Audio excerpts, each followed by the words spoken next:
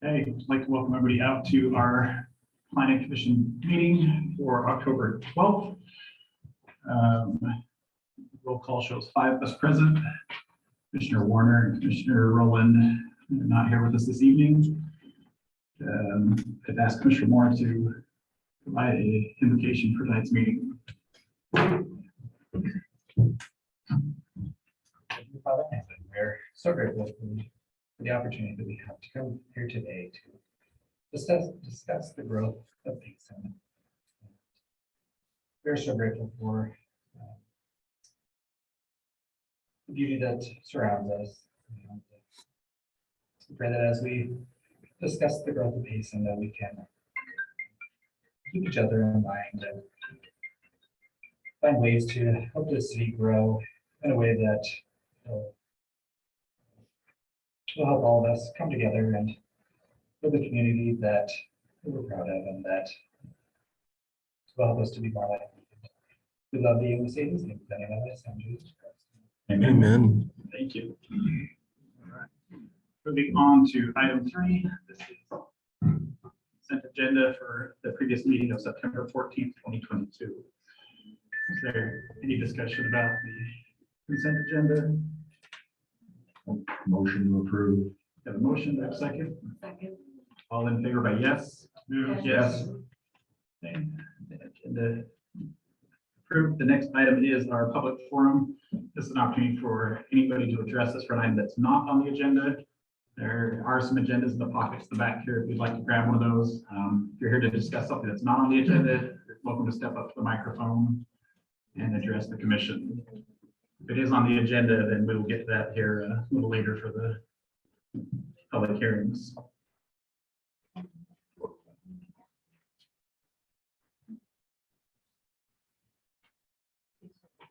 It's like everybody is here for items on the public hearing, so we'll move out of the public forum to our review items for this evening. Item 5.1 is a public hearing on city code ordinances and revisions, and these revisions requested by staff for the development guidelines for various standard plan documents and detail sheets. Do we have a presentation on that? I'm winging this. All right. Generally, this has all been prepared by our development engineer, but he had to head out a little early this evening. So I was just going to go over basically what you see in yellow has been updated by the engineer to come more into conformance with engineering practices and standards and things like that, just to advance Payson City's development standards. And he has suggested several, as you can see here. And so we can go through individually if necessary. I probably won't have all of the answers if you want to get too technical, but just wanted to give you an overview to say these are what he is proposing, and with the general idea that it's to improve the standards within our city. Yeah. Any questions from commissioners for staff? Good and easy on it. Okay. So this is a public hearing, so we will the motion to open public hearing on item 5.1, the revisions to Payson City Code. I move we open public hearing. Second, Commissioner Cowan. All in favor by yes? Yes. Yes. And is there any discussion? I looked over what we had in our packet. It's fairly straightforward. Wait from the public. Is there anything from the public for this item for the revisions to the city ordinances on the engineering development guidelines? I have a question. Yep. Maybe. Step up, Mike, give us your name. Sorry, I'm filthy today. I ran from feeding horses, so. My name's Helena Carter Thomas. I am just wondering, so is this to improve the drainage system and the stormwater system? I'm assuming that's what is, we didn't quite get the gist of Sorry. what's the details? So essentially what this is Payson City has specific design guidelines for all developments that are occurring in Payson City. And we provide those to every applicant in our development guidelines. These are just updated details. And so there are 67 pages here. And so everything that you see in yellow that's been highlighted basically represents a detailed drawing that has been updated to reflect a more improved system or whatever that the development engineer feels like new development should incorporate into their projects. For So are we stormwater, talking about a specific development right No, here? no. Okay, in general. these are Payson just City. general standards. Okay. But we haven't seen the drawings, or I guess maybe we could see them. Yeah, we but- can see them. They're available on the website. If you go to paysonutah.org and look at here. I'll show you where they are. So these are improvements to these systems and things Mhm, for the whole city, correct. but they're not So- in place yet. Correct. That's why we're bringing them tonight. So if you come to the agenda page for Payson City, Mhm. this is where we post information about all the upcoming meetings. Yeah, And we post agendas and then also agenda packets. And in these agenda packets, this is where all of the information that's going to be discussed for that evening comes up. so the drawings are in the. So the agenda drawings are packet. in the agenda packet and you can see them in there. Right, Does that help? thank you. Yes. Okay. Any other public comment? Okay, seeing no other public comment, I take a motion to close the public hearing on item 5.1. Motion to close public hearing? Motion second. All in favor by yes? Yes. Yes. Discussion among commissioners for. Okay. I think most of it was little things like concrete size, thickness, or whatever. It wasn't anything too crazy, so. Okay, do we have a motion for item 5.1? We recommend to city council the approval of the city code ordinance revisions. Have a motion? Second? Seconds, all in favor by yes? Yes. Okay, that will move forward to city council. And we're going to move on to item 5.2 and 5.3. This is a public hearing for the Spring Hollow zone change request by Rob McNeil. Change to the zoning on Good Account E parcels 29,023,0049 and 29,230,050, located at approximately 1300 South, 1950 West.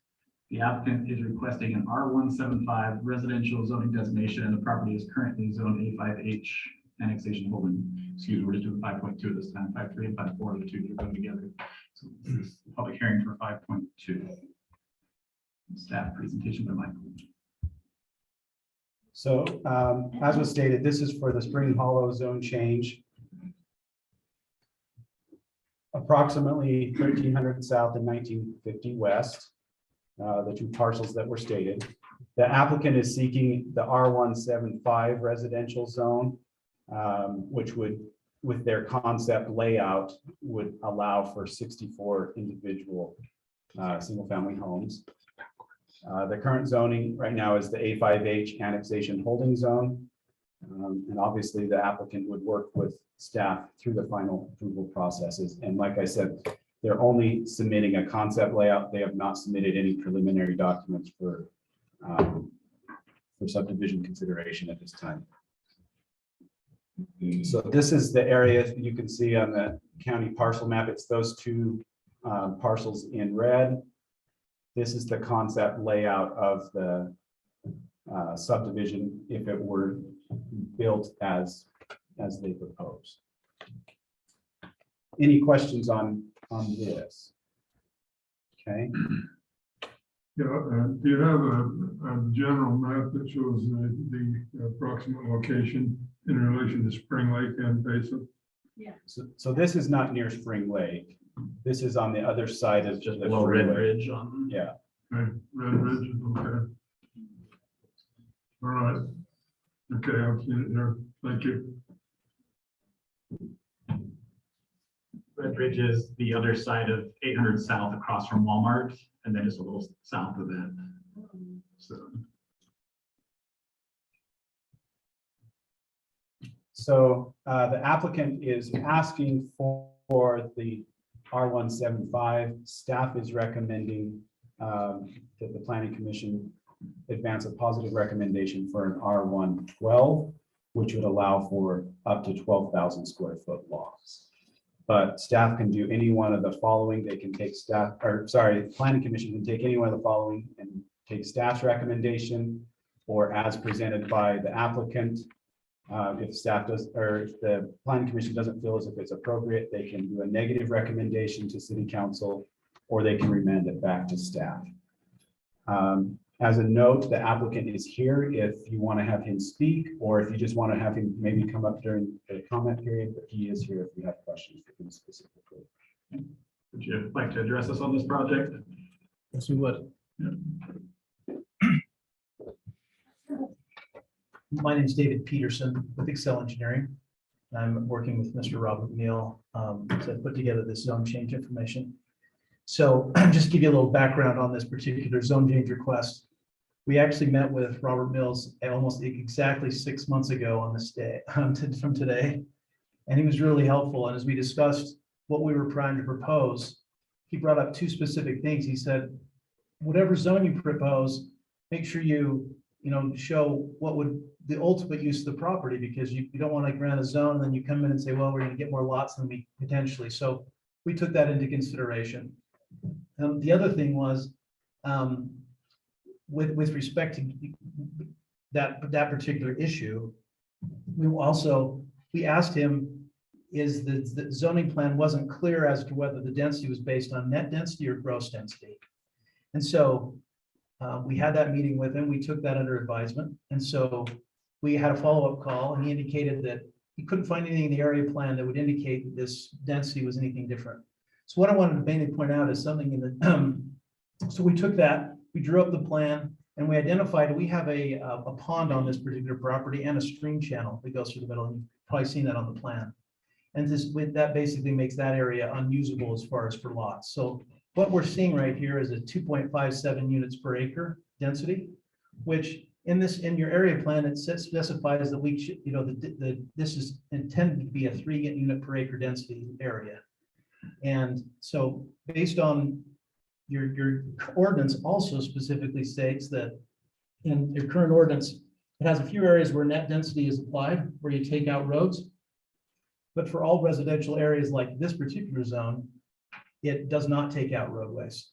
So I know in the staff report, it mentioned something about taking the buildable area and taking 30% out. I wanted to clarify one thing about that. That area that's buildable already removed roadways. So that if you took 30% out of it, you can be making it lower. And by taking that number that we have, it's buildable, and dividing that by the units, it actually leaves it below 5 units per acre. And a lot of numbers, but the bottom line is, we felt that because there was nothing specifically said that needed to be based on net, we used gross density, which seemed like a reasonable request. And we feel that what we've proposed is fair and reasonable and follows the area plan based on the density that's allowed there. So if you have any specific questions, I'm happy to answer those. Anything, commissioners, this time? Are these all single family lots? These will all be single family lots. Yep. Questions for the applicant? Thank you. Thank you. Okay, so this is a public hearing, so we need to open the opportunity for the public to comment on this. Do I have a motion to open public hearing?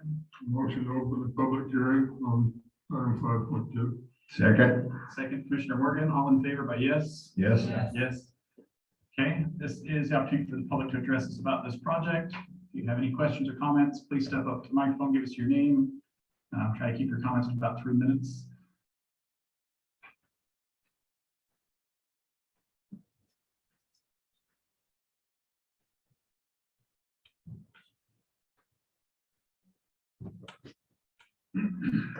Richard Bailing. I have a question on this. It's my understanding, do we have the infrastructure out there that would handle this size of a development yet? Sewer, water? I know that it's out in an area that is contested back and forth on power. I'm just wondering if you have those out there, and whether Payson City actually still has room within their sewer plant for any more development. So that's an engineering question, which I can't say I have the answer to, but I know that the development could get approved if they can't get the facilities out there. So that would be a step they'd have to go through prior to getting final approval on anything. Just to point out to some degree, there's utility infrastructure nearby, but not there yet. Right, and as far as capacity and stuff, that would go back to the That would go back engineers. to engineering, but I believe the answer to that would be yes as well. Okay.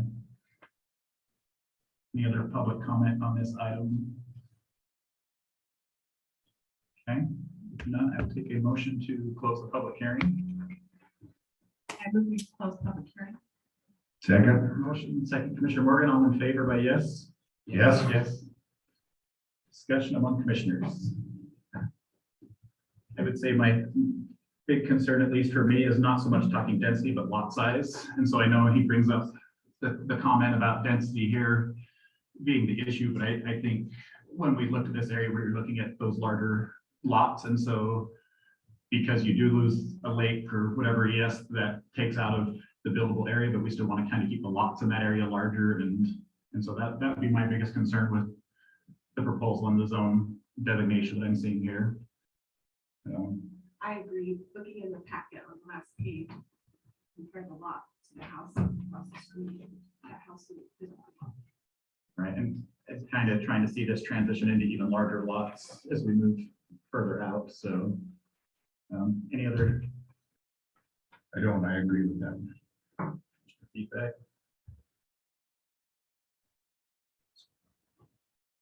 Any other discussion before somebody would like to try to make a motion on this item? Chairman, can I speak? Yes, go ahead, step in the microphone, please. Rod McNeil, I'm the applicant. I understand what you're saying regarding the bigger lots. You know, but the area plan does not specifically say any size. It says 3 units per acre. And as we study this upside down, inside out, we don't find any lot size at all. Not 10,000, not 12,000, not even 15,000 regarding this area. I also know that just north of us, if this area is truly designed for bigger lots, I also understand that Hyatt Creek on the west was just redone at 6 units per acre on west side of the spring. East side or west side? West side of the spring. The east side, they received 10 units per acre. And they had the same zoning as I did, which was 3 units per acre. So I'm just trying to see this as, okay, you know, I don't see any ordinance, I don't see any code in the city at all that specifies a square footage.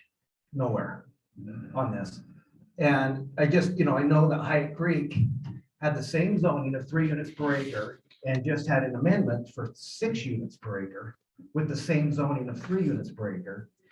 And as the current plan that we have with R1 7,500, only 26 of those lots are 7,500 square feet. So only 40% of those lots are right at 7,500 square feet, and the rest of them are bigger. There's a lot of them that are 10,000, 12,000 square feet lots, which, you know, gives a good mix in that community, you know, of having some smaller single-family lots and some bigger single-family lots. So I think the mix is really good in this area, you know, but if I'm wrong in the ordinance, if you could show me specifically in the ordinance where this gives a specific square footage of lots, I'd really appreciate that if you could show that to me, because other than that, as it sits right now, we are under 3 units per acre.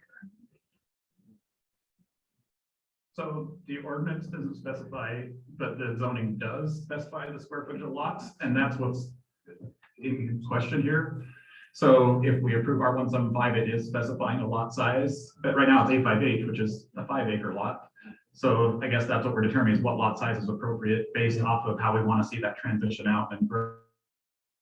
And so if we approve R175, you could build every lot at 7,500 square feet or 7,501 square feet as long as it met the ordinance. Yeah. If it was larger lots, 10 or 12, we are helping, that's when the ordinance takes Yeah. precedence and says this is the required lot size based off of what it's zoned. So right now, But even at the zoning right now, aren't we under the zoning? it's 858 right now. Yeah, but, right. But I mean, even coming in right now, where it specifically says 3 units per acre, we're still under that. If you're doing net zone, yes. And I guess that's, Yeah. if you're deciding whether you want net or gross. I Can don't know you- if there's anything that says either way. If you could show me that too in the city code, I'd like to see it. We cannot find where it says it is based on net. Is there anywhere that says it's based on gross? I don't see that either. This, I guess it ends up as deference to the planning commission and the city council, then what is deemed appropriate net or gross in this development based off what we Yeah. envision the city to be in this area. Yeah. I'm just saying, I've got higher density, I've got lower density than what was given Hyatt Creek. That's because we're running. And at some point, we have to transition. Right. But but we're still transitioning, aren't we? Aren't we transitioning from 6 units to the acre to 10 units to the acre? I don't know what the Atkin piece is going to be, but I think it's probably, as it comes into the city, it'll probably come in on the east side, 10 units per acre. And the west of the spring would come in, it is currently on the map as 3 units per acre. So I don't know, I feel like it's a good transition from high density as we're going south, that it's a good mix of 7,500 square foot lots up to 12,000 square foot lots. And I appreciate your feedback and your thoughts on that. Yeah, So, any other questions for me? any other questions for commission or applicant? Okay, I mean, do you feel like I feel like we're meeting the code in the ordinance in this. If not, I would just assume table this subdivision and rework density with staff. okay, that's noted. Okay, thank you.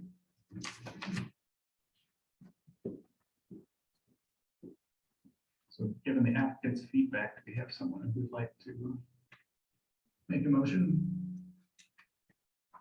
I'm willing to make a motion. We remand it back to staff, and with the feedback, at least from me, I would say we're talking about gross density, not net density when we look at this type of a development.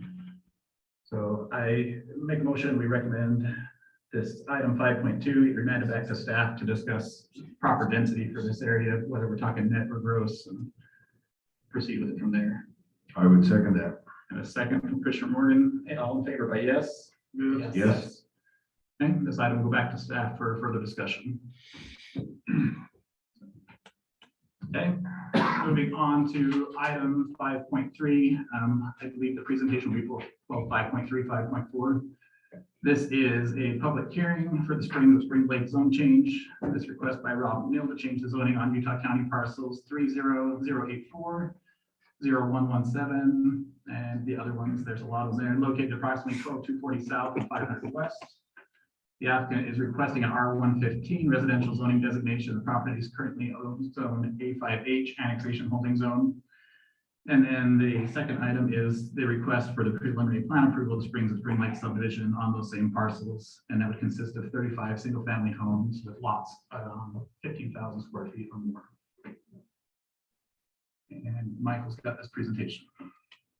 So you pretty much summed it up there for me, but That's because you wrote it down for me to read to you. So just for everyone to see, the approximate address, this would be the southern border is 12240 south and 550 west. It would actually, well, I'll show you on the map, but it'll actually potentially have an access also going toward the subdivision that's already there and toward, I believe it's 1900 south.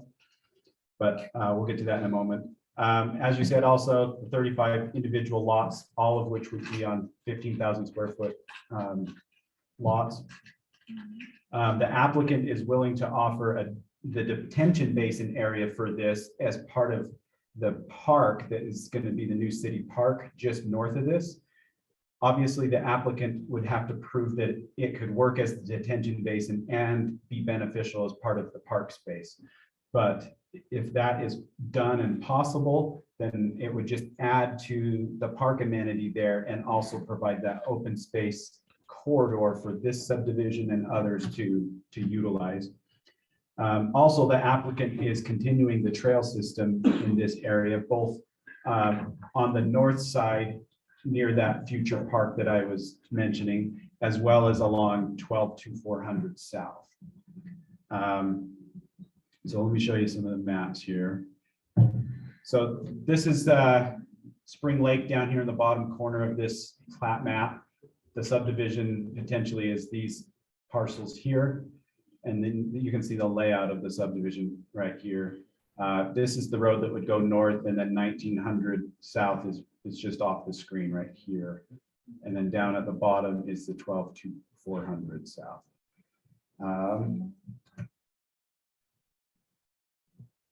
Any questions on this before I continue? So I remember the previous version where you're saying there was a tying out of the highway and there was two roads coming down to Spring Lake. So now we're looking at just one access on the Spring Lake Road and one tie-in to whatever road that with the cul-de-sac there. Yeah, I think this is 550 west, if I remember right. So we no longer have any access to the highway or a second, we only have two access points in now. That one connects to that. This will go up to 1900 south, and 1900 south comes Right. out to the highway. And then down here at the bottom is 12240 that Right along comes Spring up Lake. and then comes up Spring Lake Road right there and then onto the highway. Okay, so But no direct access. no direct to 198, which was originally a major concern, as well as now we don't have two roads onto the road next to Spring Lake. We have a single access point. Correct. Instead of, okay, Correct. just want to make sure I understand, because I don't think I remember seeing that in my, I was trying to see where I had that. Okay, I've got it here. So, okay, thank you. Any more questions on these maps? Maybe point out where the detention basin.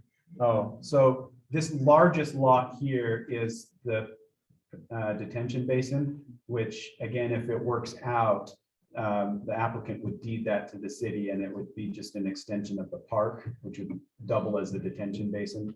The trail would go along the edge here, as well as come from the subdivision and come up right here. Sorry, I'm wiggling. And then also the trail will all 12400 at the bottom. Right here. So future developments potentially in this area would connect the trail again from here down into here somewhere. So. Okay. So on this, staff is recommending a positive recommendation to City Council for the zone change of R1 15,000 and for the preliminary plat has been presented to staff. So I'll leave it to you for any questions in the public hearing. Questions for staff? Now, my only concern is with the retention basin deeded over to city. I don't know if that's good or bad. You know, we talked about the development up by the P in the mountain and deeding that over and the liabilities that come with that. So question being is, what liabilities come with having a retention basin in a park, you know? This sort of thing happens. I don't know how often, but it does happen. And so obviously slope of the detention basin would be a thing to be considered, but it would be a gradual slope. And like I said, the applicant would have to prove that it would be beneficial to the city. And staff would have to agree with that, both engineering and our Parks and Rec department. Yeah, 'cause I know we're like on 1600 North and Orem over there. They have like soccer fields built in the bottom of the retention basin over there, which is great, except along comes a flash flood or a big storm, you know. Just a concern. And that's understood. You know, the other issue I've got is with the 1900 South, which is basically the end of the current development that's out there. Depending on the time of day, that's a fiasco out there. Add 35 more homes in there to try to feed in and out of there. So traffic's becoming Did we have a real concern around. ETA from UDOT on when they were built with that lighted? Start they're finding the light. that intersection. We do not have one. Any other questions for staff? What kind of trails are we talking about there? I believe it's a 14-foot right of way and a 10-foot wide asphalt trail is what it would be. It's the typical trail detail for the city.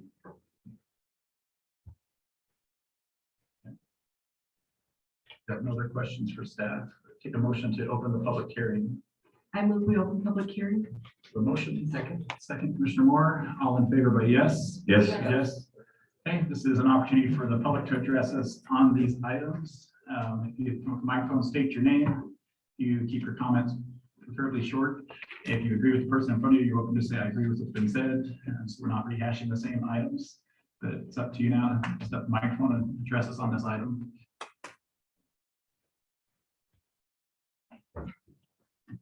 Jason Knapp, question for staff. Does somebody have the resolution from the city council from back in March 2nd, when they last considered this and the zoning was assigned as the A5H? Can find it. Has that been considered in staff's recommendation? Whether or not the requirements of the city council, whether those have been met? Yes. I mean, we always consider that. Our understanding was that the council wanted Spring Lake to proceed forward with a area-specific plan. And I'll just answer this question, even though this is public hearing, which is generally not a question and answer period, but I will answer this one. The city council wished for and provided in the budget money for a area-specific plan for Spring Lake, which we will be kicking off hopefully soon. But the direction was that that area-specific plan was not supposed to hold up proceed. And then the applicant was supposed to work with the neighborhood on developing solutions, go to UDOT, see if there was additional opportunities for connection, which they have done. And UDOT has indicated that there is not a possibility at this current time for a connection from this specific development to Highway 198. What have I missed? The most important part.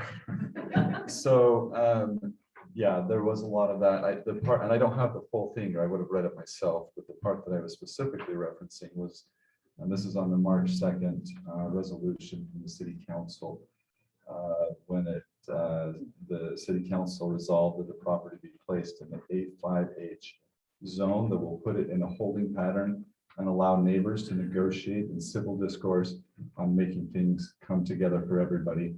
And I didn't hear an opinion on whether you felt that had happened as a neighbor, which we all are. I just point out that that clearly hasn't happened. The first we received notice of this, of the current proposal, was last week when the notice came out from this body. So clearly we haven't had that opportunity to try to work together, and as the city council asked us to do. We did start a little bit at the first, and that quickly got tabled while they started looking at other things, including access to the highway, but it never went any further and has been sitting silent for months now until we got this notification. So I have requested with Mr. McNeil that we start that process again, in good faith move forward quickly. But would do want to point out that the city council's request has not been met at this time. Thank you.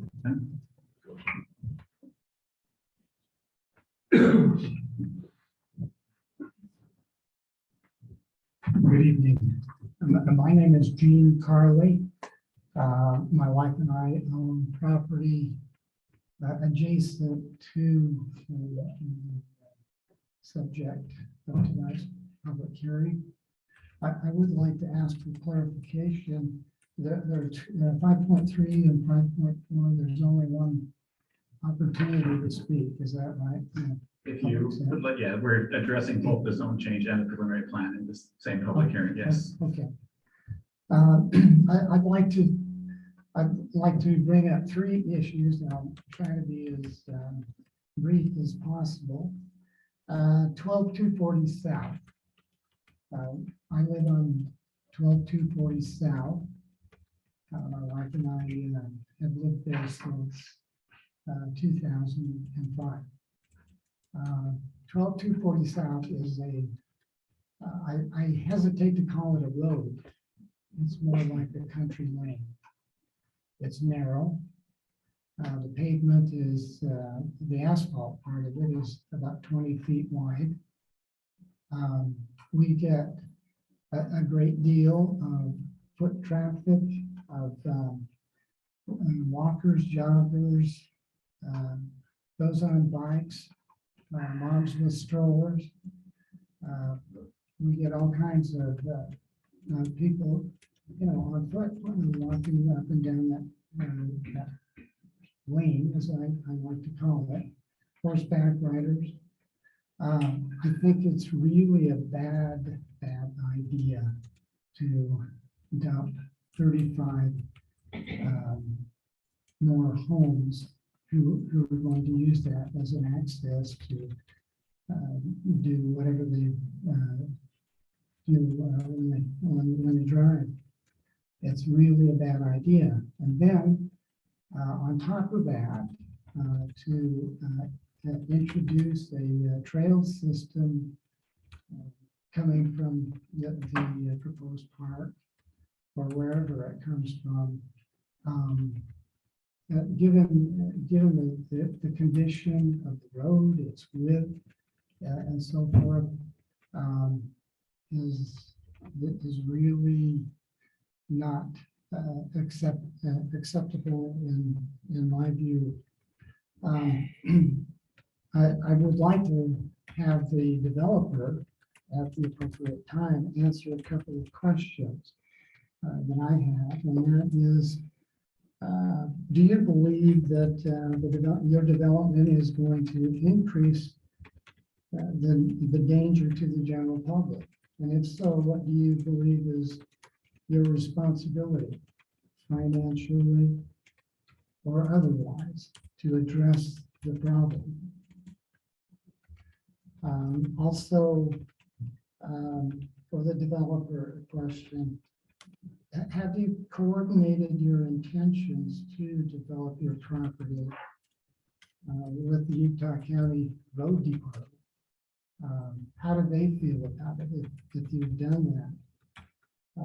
What was the outcome if you had that discussion? I'd like to move on to my next issue, and that is housing density. It was interesting to hear about how housing density is interpreted.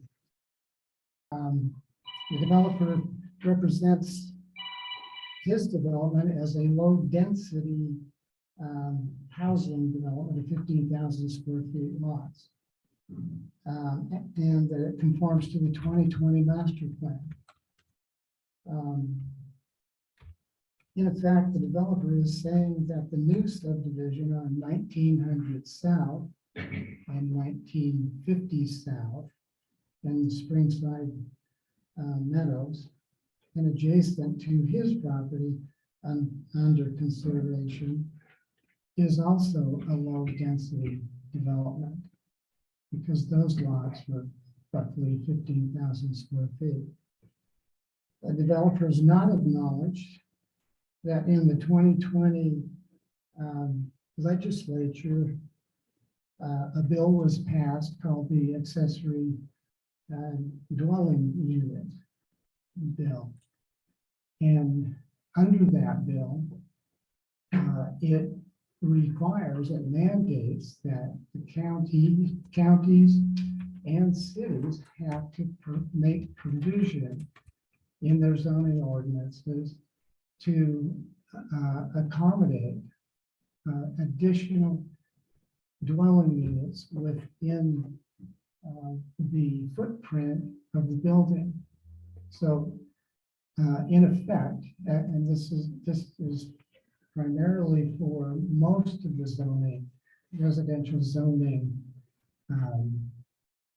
language, but there are some exemptions. I won't get into that.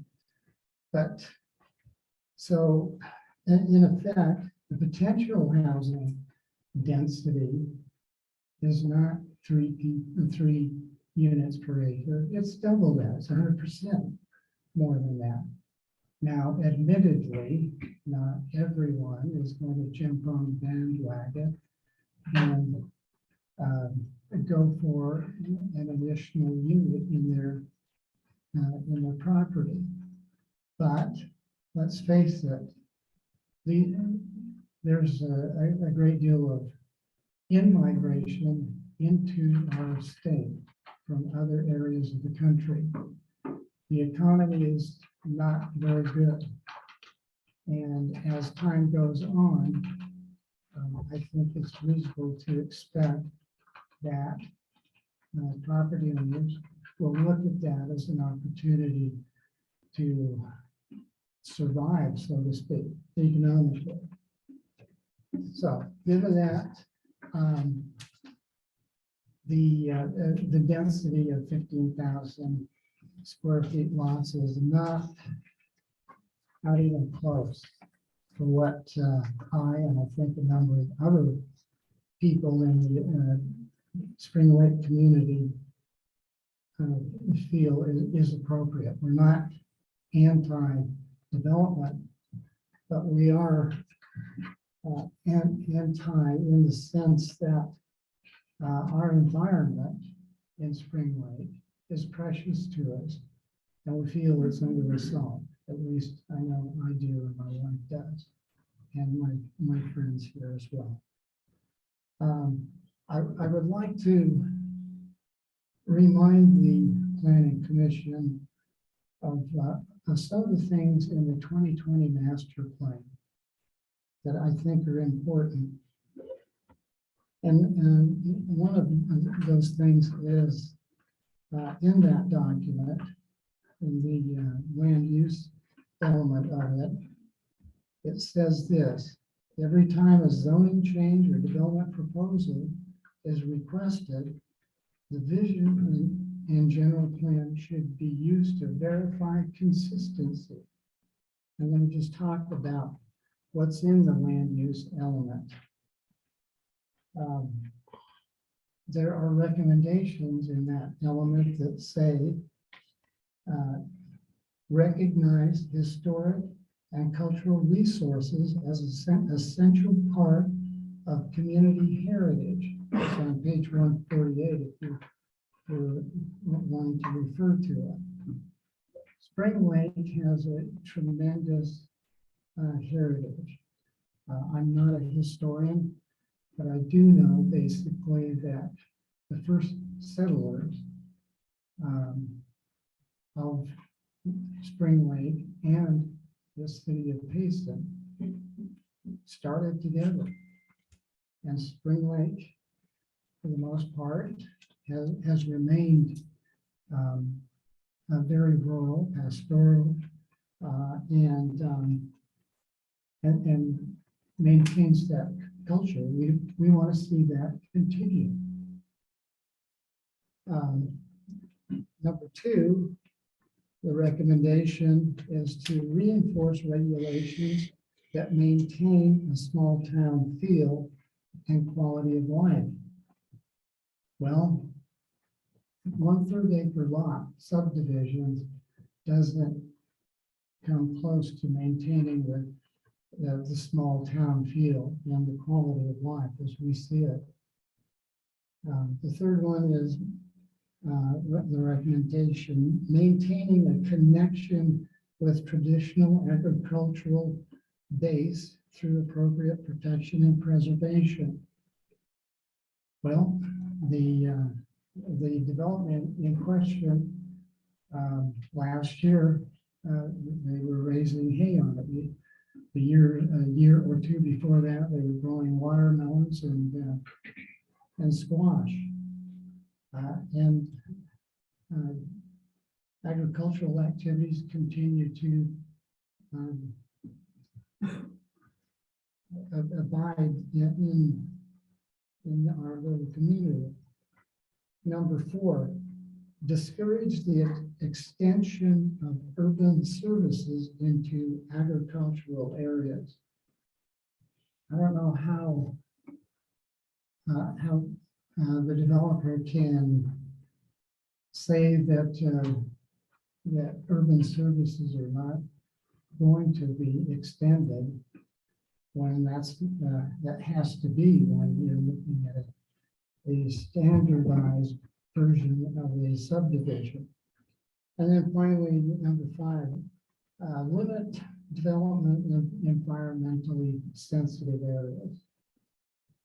And there are a lot of environmentally sensitive areas in Spring Lake that have been documented, and they're quite evident. So I believe that Spring Lake's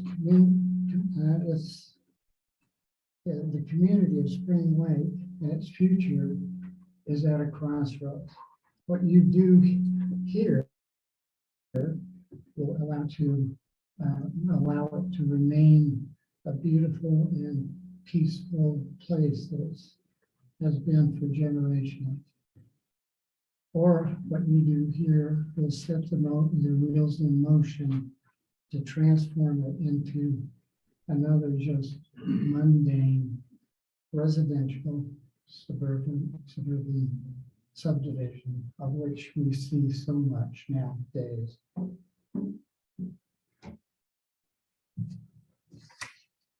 I think that's all I have at this point. Thank you.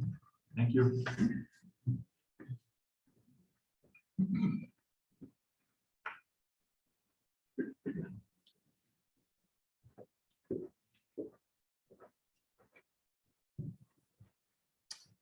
Richard Bailey. I have a 50-year experience with this area, as we used to run cattle in this area.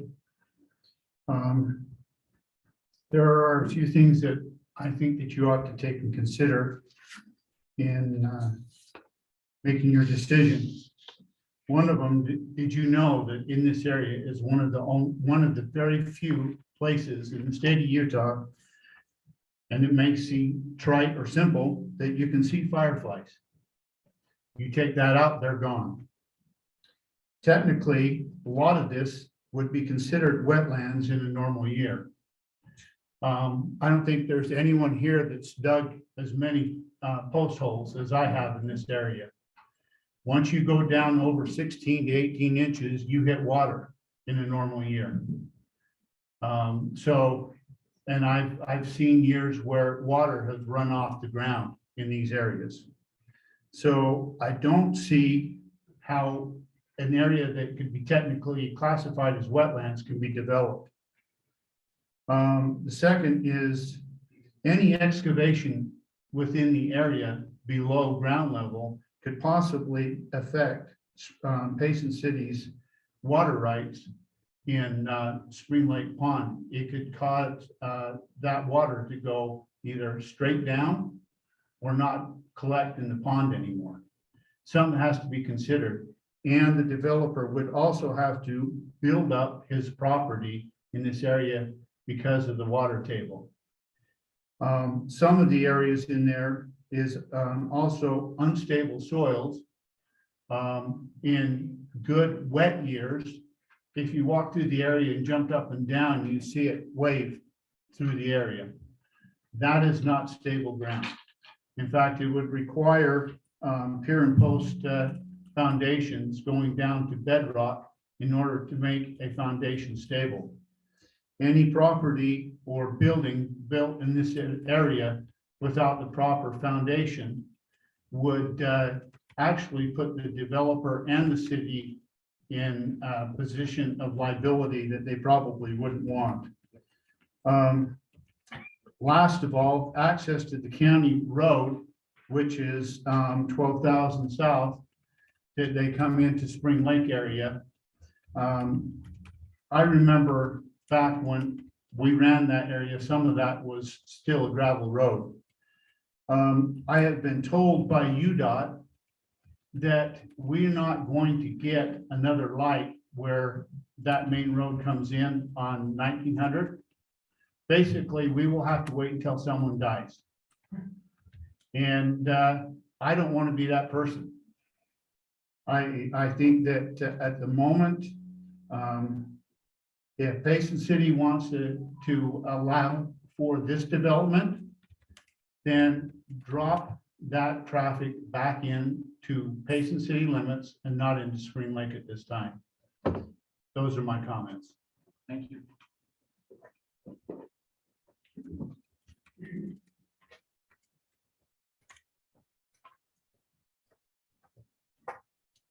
Hi, Melina Gardner Thomas again. Hey, I just wanted to bring up a few things in general, I guess, as far as. Excuse me, can you move the mic down so we can hear you a little better? There you go, thank you. You're saying I'm short, right? I know. I'm hard of hearing. Okay. Well, I am. So, I know that you guys are all familiar with the Highline Canal system, right? I mean, what a wonderful gem we have that is unfortunately being, I guess, it's transitioning into a different kind of use with that system, but it's so sad. I don't know how many of you are farmers or have irrigated through your lives or things like that, but you know, I've irrigated in so many different scenarios, and it is such a pleasure and such a valuable asset to have the Highline Canal system and the ability to call on your water when you need it. It creates a situation where people can raise different crops. So, you know, down where there's just flood irrigating, like Lake Shore, Palmyra, Benjamin, that's all a flood irrigated area for the most part. And that water comes through about every 3 weeks, approximately. You're only able to plant certain crops, right, under those kind of scenarios. But with the Highline Canal system, you know, we're able to plant lots of different things, you know, tomatoes, watermelons, things that need water more often, or things that you need to control, you know, when you can get the water. And it's so valuable to try to keep, you know, some of that system being utilized for agricultural use, which is named and talked about over and over and over again in Payson's general plan. It is important, you know, that at least it seemed like I was at all the meetings when we sat here and you know, drew little plans and maps, and before the general plan was updated last. And one of the things that I have looked up that I wanted to bring to your attention as well before I forget is that you know, I've been told before, we want to develop, right? Why do we want to bring more and more people in? Because let's face it, I don't know about you guys, but I live here because I like it the way it is here, right? I don't want to live in Spanish Fork anymore. I wouldn't live in Spanish Fork, although I have before. I would not move back there. And I don't want it to be that way. Like, I want something different. That's why I'm here. So, but what is happening is that, you know, we're just turning everything into the same thing.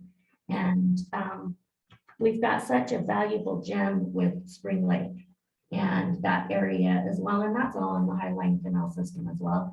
We've got wetlands, like have been talked about. I agree.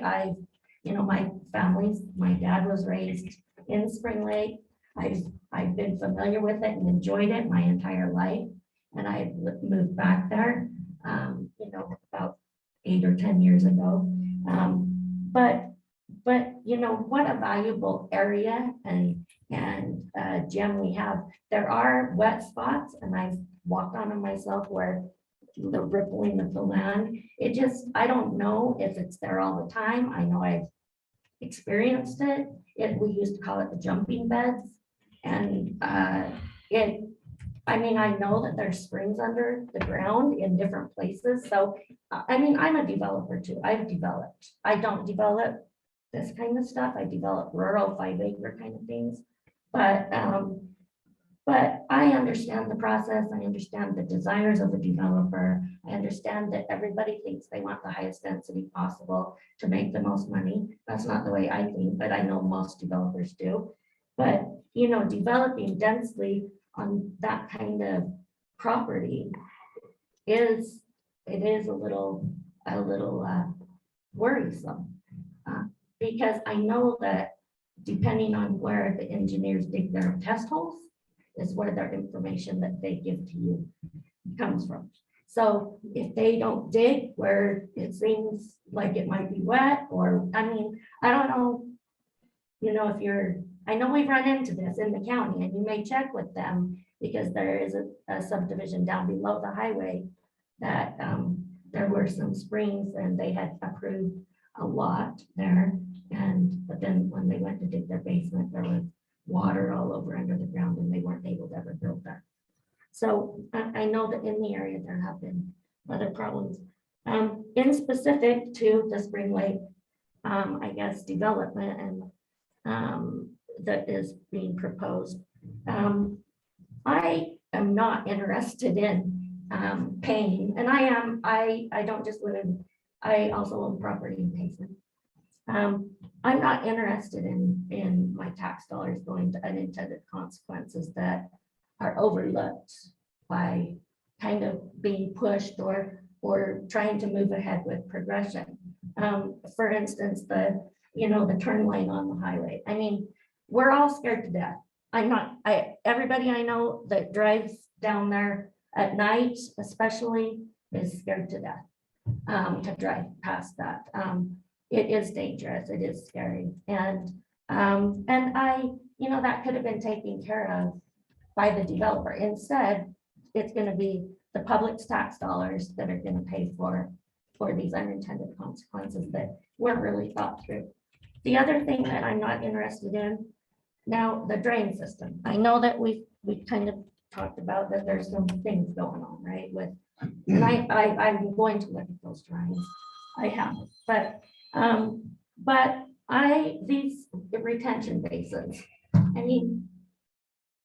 it's just, I get that retention basins are okay in some situations, like a rural situation where it's not in a city and there's not any sort of a drainage system in place.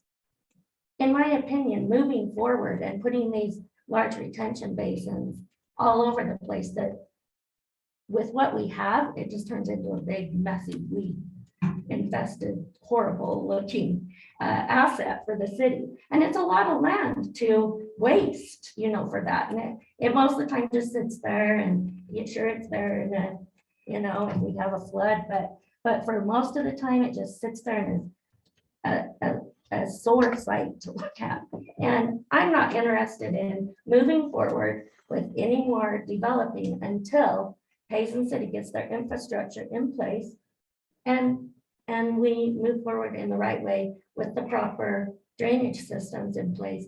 Draining into these wetland areas, there's domestic wells right below there that all of these homes are on currently. It could affect that. It's just, not a good idea. And,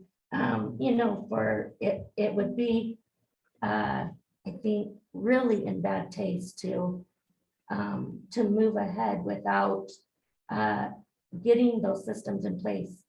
You don't have it does say in the general plan that you're not allowed to drain into open, like the streams and the natural I guess, waterways that are there. Besides that, they wouldn't, accommodate more water. So I think we need to think everything through and get our infrastructure in place and do it the right way, and not, just move ahead. I also wanted to bring one more thing up that I forgot, and I know I got sidetracked on that, but on the, when we were going through the meetings to update the general plan, there was a poll taken, and it asked, because I'm told the reason why we approve these things are for the amenities, right? Well, and that you need to, I guess, appease your constituents, right? Well, actually, what the constituents wanted, and you can look this up, 75% wanted 1 acre or more lots. 45% wanted townhomes. How many townhomes have we built in the last 5 years? I've looked it up. I can't count all the townhomes because there's so many that they weren't all recorded of record. But guess how many 1 acre lots Payson City has that does not have a home on it? 0. 75% wanted that, 45% wanted townhomes. And then in the middle was, single family things and stuff. But you may want to look that up, because I don't really feel like that the constituents really, this is really the direction your constituents want to go. Thank you.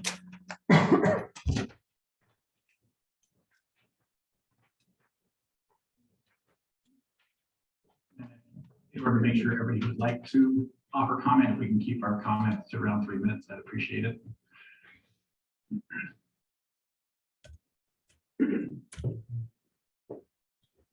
Mike Stoffer. Is there any way we could bring the map back up?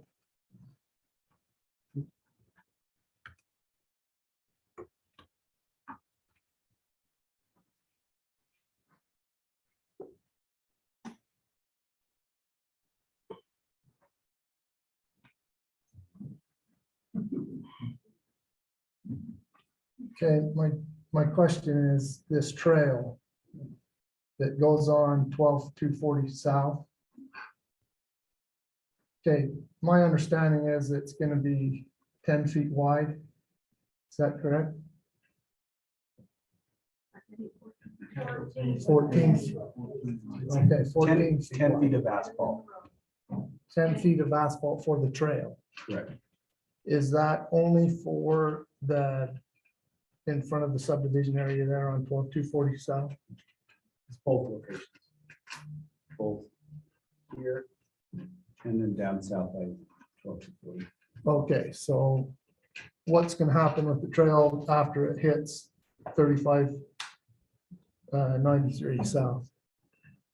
Is it just gonna stop? Where's 3593 south at? Well, you should know that.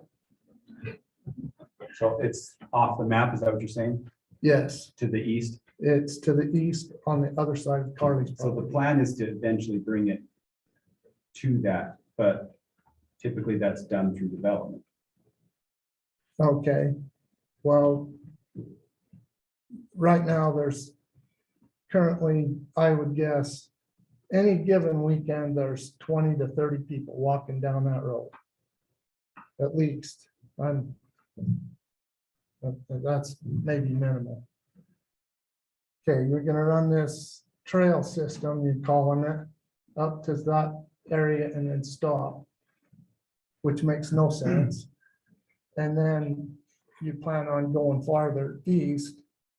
Well, the road's private from there on. So I don't know what you're gonna do with this trail system. Turn the trail system and go straight north. I think the plan is to take it to the trail system closer to the canal, which is already in place, and that's it'd be an east-west connector to that. And that's Where's the trail system to the canal? I'm not sure the name of the trail over there. Robert, do you know that trail? Is it this Highline Canal Trail that's right there? I think so. Is it marked? comes through Salisbury's development, is that the one you're? Yeah. Referring to? Eventually, the Highlight Canal will become part of that trail I mean, system. Trails can only be built incrementally with development, right? So we can't go onto somebody else's property and say, we're gonna have a trail here. But we can anticipate that one day it might develop, and if it doesn't, that's okay.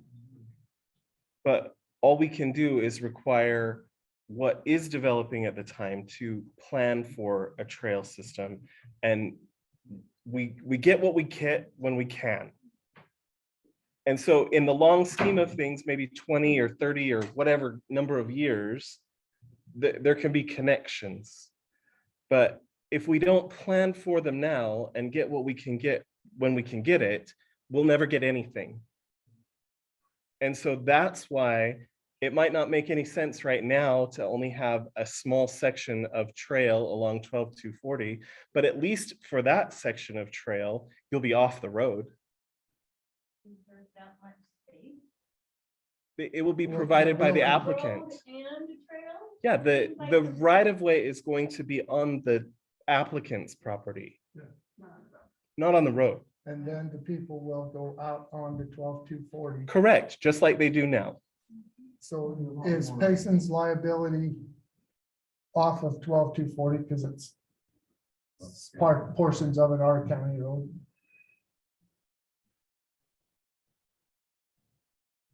I can't speak to questions of liability, I'm not. It's a county road. Portions of it is a county road. So. And then portions are private. The question I've got is if the liability switches to the owner of the private part, what do we do there? Does anybody have any answers there? I'm not entirely sure what you're Like if asking. more people start going down that road, are the people that own the road from 3593 south on, are they responsible for the liability if somebody gets hurt because of the more traffic? That's a good question, and I'm not sure. I can ask the attorney. Okay, well, so how will we know that?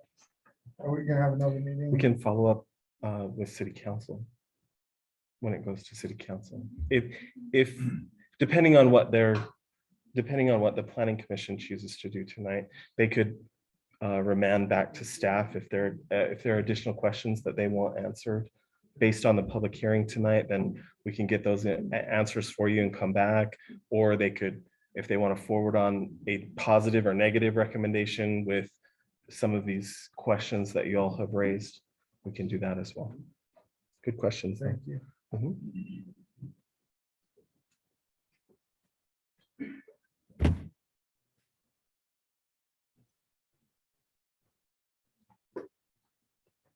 Von Minlove. I am willing to concede that this is going to happen eventually. When it does, if we got additional traffic going off 1900, how many people have almost been rear-ended or rear-ended somebody in that spot?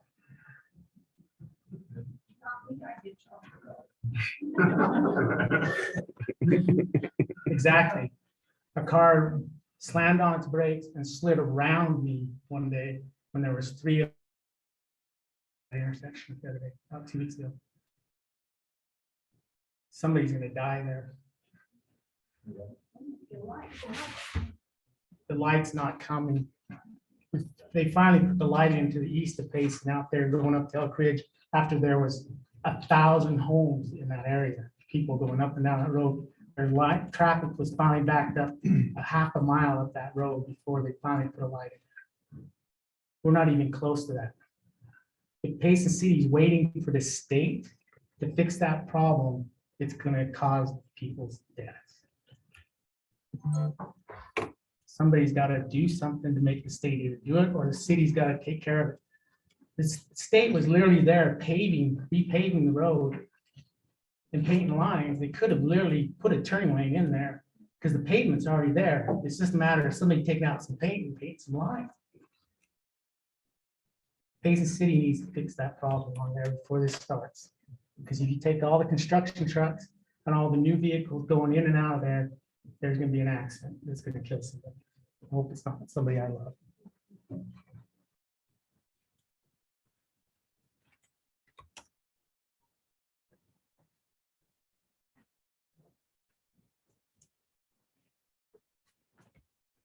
Greg Calloway, I live on the 12240 South.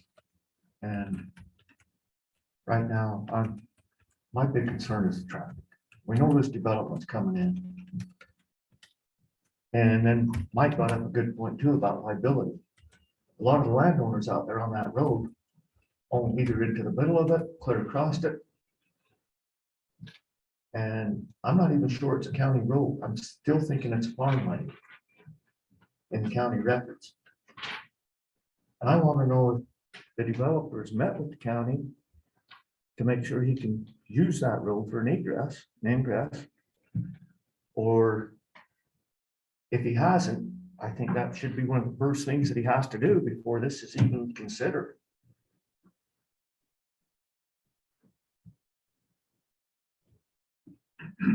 And the county, I don't think they're gonna foot the bill to go buy all that property and widen the road.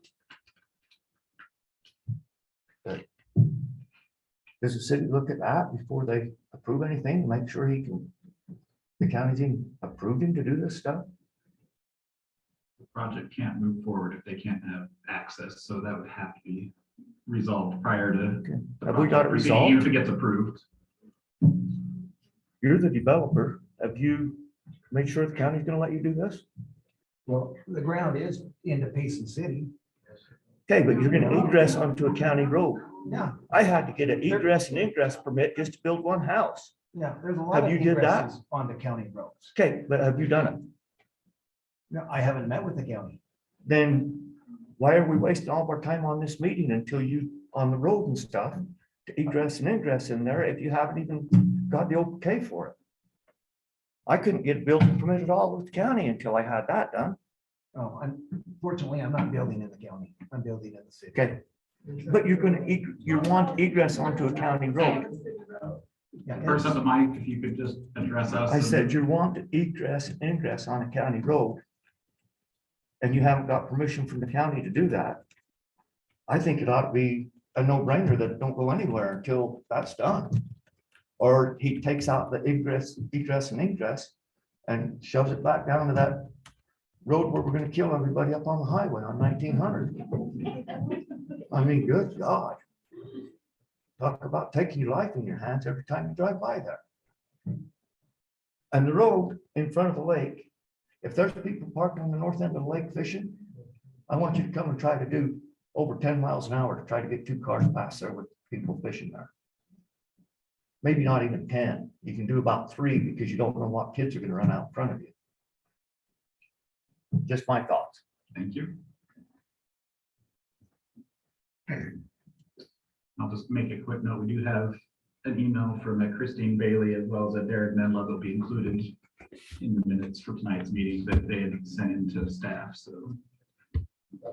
My name is Del Scott. I also live on 12240 South. It's been interesting. Moved out here in '77. It's been interesting to watch various plans come from Payson as to what was going to happen in that area.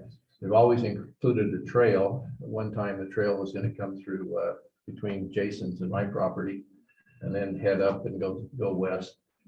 The latest one is, as much as people won't like it, the only way I can see that road can be widened is with eminent domain on property to the north that goes along that road, where the trail was talked about being. I'm one of the few people out here who created a subdivision through the county. And part of that was to sell property so that Mr. Knapp could build his family home there. And when I did that, I had to have egress for my home that I was building and also for Jason when he built his home. And that all had to be approved with the county. When I went through that process, they told me I had to put curb and gutter on that road. And then the engineer came out and I asked him, where's the water gonna go out in Spring Lake when you put curb and gutter and we come down off that hill down the pond? I said, you're gonna wash out the roads. They came out, the engineers, and they put another resolution, or I don't know exactly what the engineer called it. And they said, at the engineer's discretion, there'll be decisions as to whether there'll be curb and gutter on that road. And because I had 150-foot plus frontage, I wasn't required to put in curb and gutter. And that becomes an issue when you start doing it. Where's that water going to go? Because there is no sewer system out there, and there is no drainage for any of the water that's going to accumulate off of that road. And there's been some pretty interesting rains with the water coming down and coming into the pond and coming onto my property at the end of that. So I think that's an issue that needs to be addressed, because I had to address it for that in building new home out there. And so Will, thank you.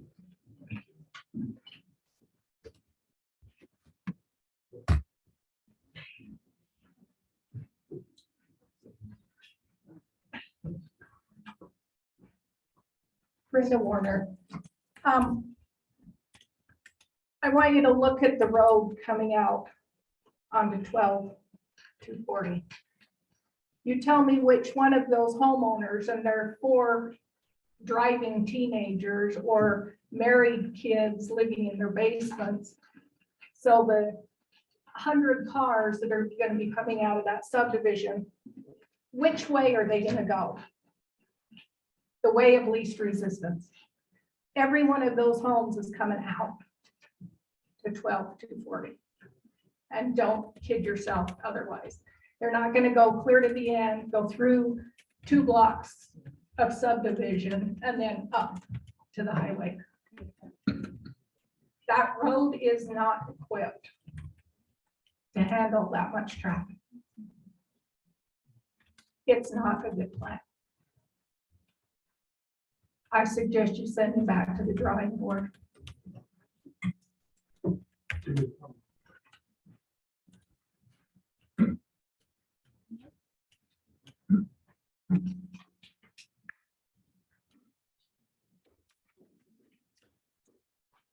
Wade Menlove, probably the oldest Pace or Spring Lake born person other than Greg Calloway out there. You might have a year on me. Thanks for your time. I'll be very, very quick. Just to, yeah. I'm sorry. Okay. Just a couple very quick comments. Just to piggyback on the trail thing, and I understand, you know, he'll probably put in curb and gutter and that trail on that little section right there. The problem is not for the, I don't think that people coming out of there are going to go east. They're going to go west, right? Because they got to get out to the road. But they still have to pass through a whole bunch of property right there where you got private ownership on both sides. And that road's narrow, right? That road's not going to be developed. So the section where the development is going to be this nice. He might widen the road and put the trail in, but then you got to pass through that section that's going to be horrendous. That's a problem. A couple other questions for you. I remember in one of the other meetings, there was some real question about the lift station.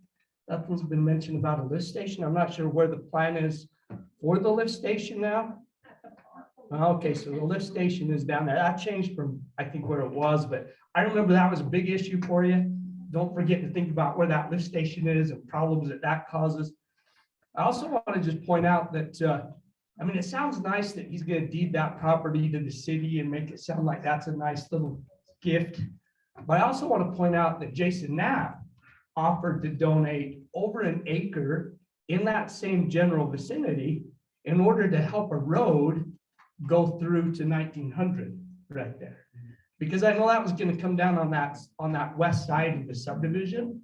I mean, to me, that makes like, that's a lot more sense to take a road up to 1900 on the west side of that subdivision where your park's going to be. But just point, he was willing to donate some property. And I think the city said, no, we're not interested, right? So just keep that in mind as you consider this little gift. It was denied once before, right? Now let me say this. I totally get development, progress, it's gotta happen, right? If I walked in a little bit late, so I might be wrong, but it seems like the developer was showing a piece of property out west by Walmart, right? And now he's got this piece out here by Spring Lake. Is anyone here to oppose the development west by Walmart? One, but everybody else here is against the development in Spring Lake. My point is this, there's a place for development, right? I mean, you have a petition signed by over 1,500 people, including residents of Payson, that oppose that development right there. Not too many people are opposing the other one because there's a direction we can go with development. It doesn't have to go that direction.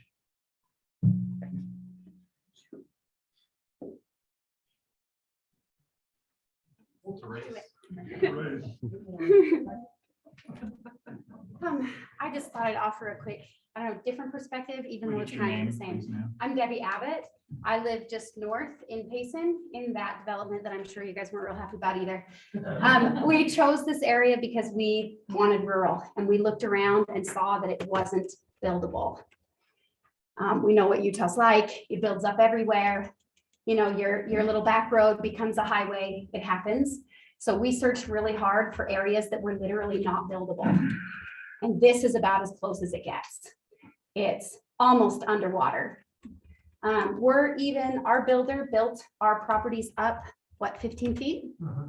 So that they could build, and we're still wet, really wet. I would say your holding is probably gonna end up full most of the time in a normal, when we're not in a drought.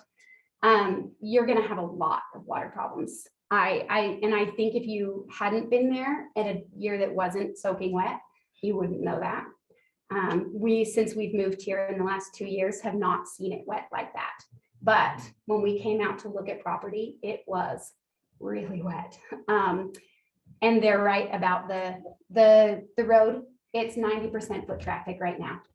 How do you add? And there's literally nowhere to build.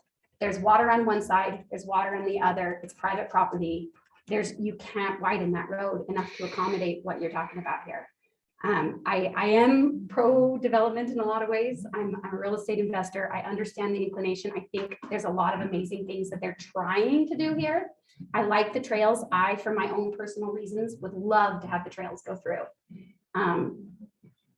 But there's a lot of problems. And the pump station, who is responsible for that? I guess maybe it's not a question to answer, but I would want to know, does my tax dollars then become responsible for that pump station? Because they are extremely problematic. And I think where that is, the water table is already so high in that place. I think that jeopardizes your ability for your pump station to be viable. Because I could be wrong on this. I don't know that much about engineering on that. But I haven't done anything specifically that, but I have worked on a development that proposed one, and eventually it was considered not a viable plan because of the water table.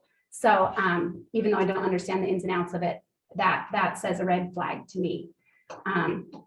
So I just don't see that as it sits. And I would also second or third or fourth or fifth the notion that we can't do anything until something's done at that 1900.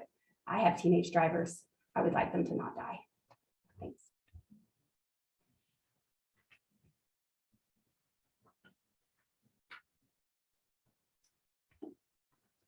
My name is Carrie Knapp, and I also live on 12240 South. And as mentioned, we did previously offer to donate land to help with the configuration. That is still on the table. I would suggest that we table all of this and we actually meet together as a planning committee, as a developer, as residents of the city, and come up with the plan. I can already, think of a plan. If we donated land and you take the road out onto that 1900 and you have part of that development is you fix the light and all that traffic goes there, that, let's come up with at least a potential other plan, because I agree that it's just not working the way it is. And yes, the offer to donate land is definitely still on the table. Also, people come to Spring Lake to fish and to walk around the lake and to enjoy the lake, to boat, to kayak, to do all that. And you start getting all that traffic on that road. And again, that kind of takes away the quietness of the lake and people, yeah. So considering that, if you're adding all that traffic, it kind of takes away from that quietness of the lake. And I think that's all. Thank you.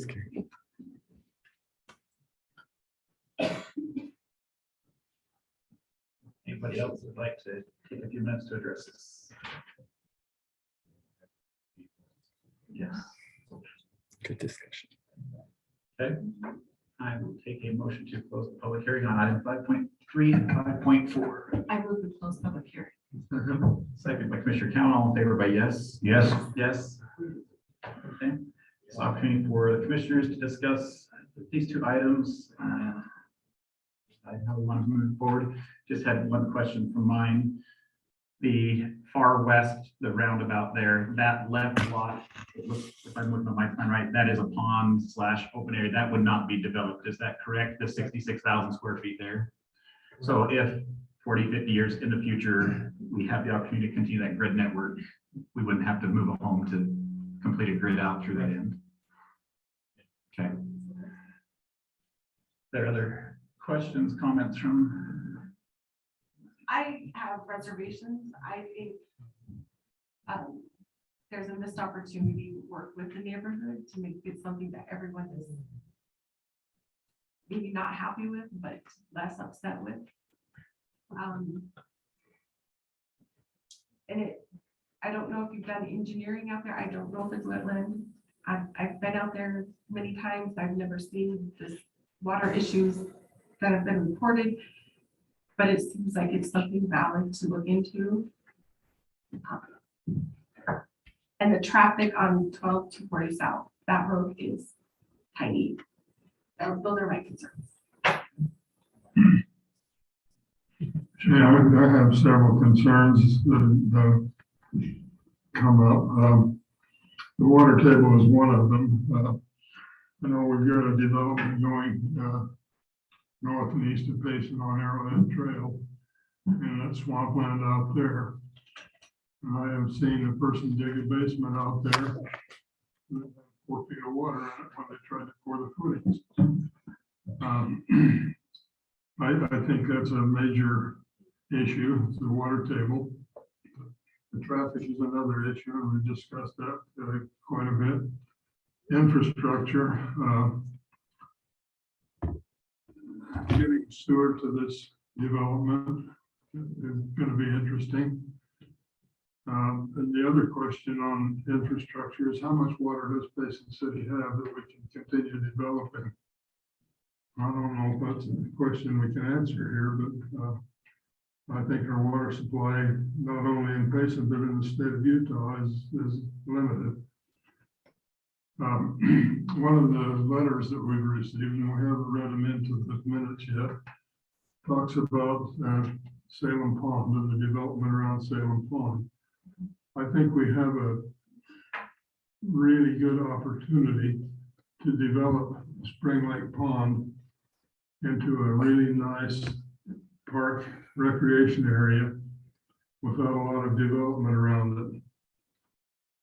For that reason, I think one of the people here mentioned there's a time and place for development.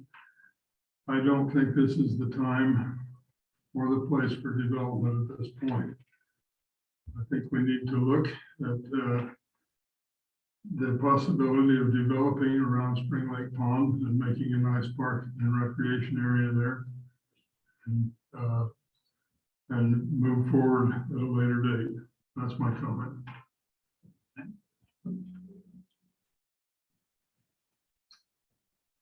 My huge concern is just like most of the people here is using 12240 as an ingress egress street over there where it's just going to dump the development, because not only is that development going to be able to use that road to come out, but the rest of the developed houses are going to be able to come around through that way also. And like I said, that's a small road to dump everything out. And I think that's my big issue with this development is finding a different access to ingress and egress from the development itself without dumping it out to that road. And I know also there's a water issue there. I've been over through that country a lot, so. I have a bit of a question for staff, and it's more of a procedural question, I guess. So let's pretend that this ended up being the plan that was approved, and he went to the county and said, hey, this is what's happening. If they were to say, hey, no, our road cannot handle this, at that point, they can't stop it. Is that correct? No, it's the county's road. If they're not going to allow access, the development stops. So it wouldn't have 2 points. Not 2 points of access at that point, which would make. Right. Okay. Okay. So then,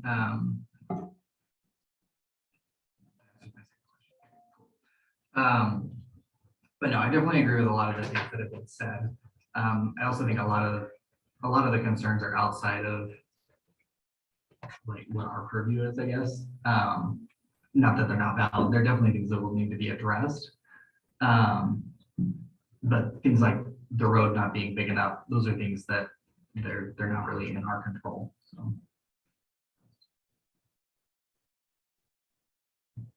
Okay. We have any additional questions?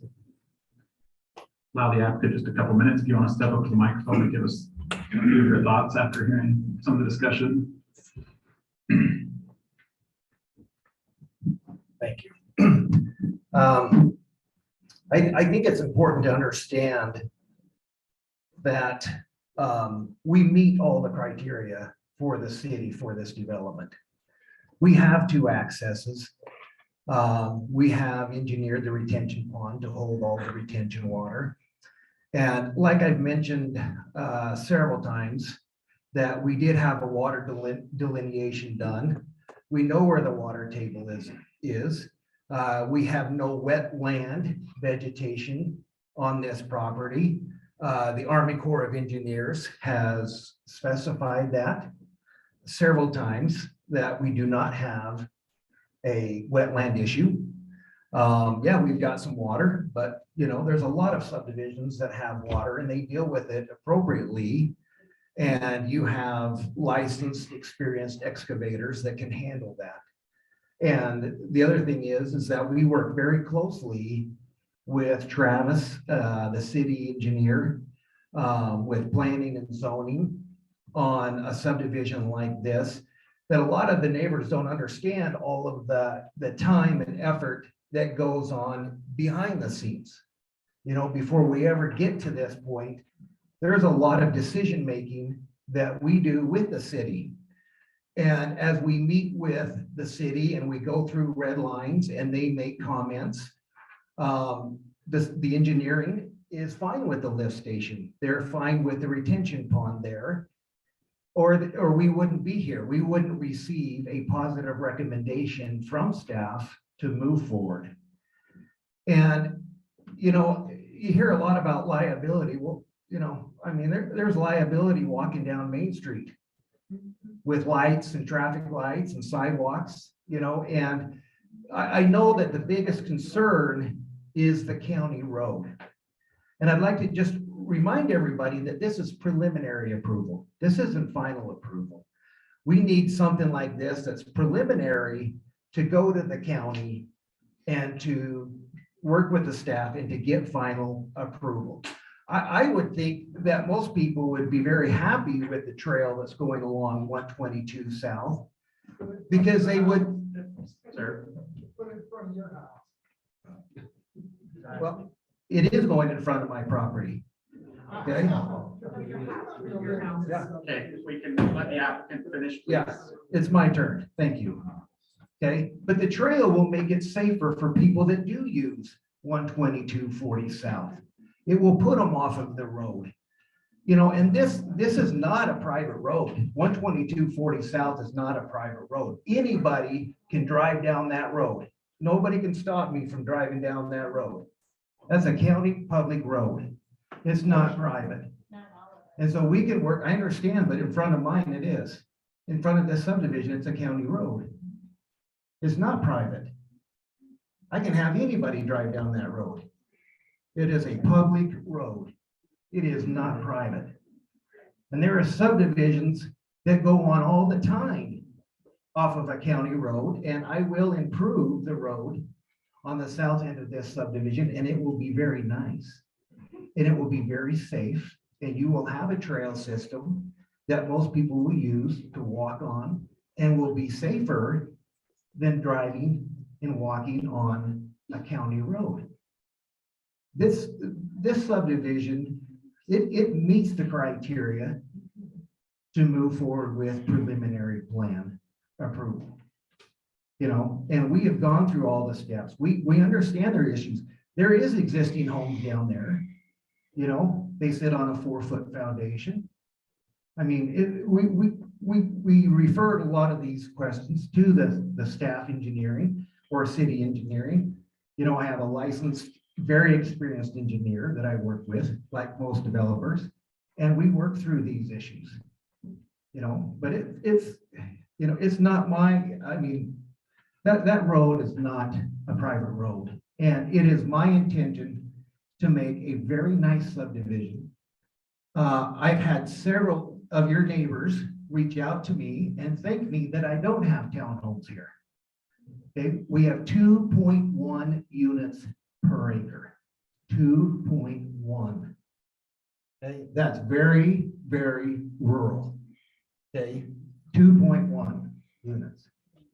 Okay, we are keeping it rural. We're very aware of this area, that it is a gem, that it is unique. And we can control a lot of that through a development agreement. We can control that through CC&Rs and how houses are designed and built. So there's a lot of control in what we can do. The other thing that most people don't recognize, that in lot 6 right here on the southeast corner, yeah, we decided not to bring the road through there. Okay, and I lost several lots in this area. I'm not touching the pond, the 2 ponds that are there. You know, we've eliminated one access onto 12240 south, which is what the neighbors wanted. We do not have any homes fronting 12240 south as it is drawn right now. So I think there's a lot of things that we have worked with the city very closely with that makes this subdivision very efficient and would make it a very nice area in Payson for somebody to build some nicer homes. Thank you. Is there any additional questions or comments from the commissioners? Somebody who would like to take a motion, and we do need it, 2 separate motions, one for 5.3, one for 5.4. Also, we'll just make sure you include any findings in your motion.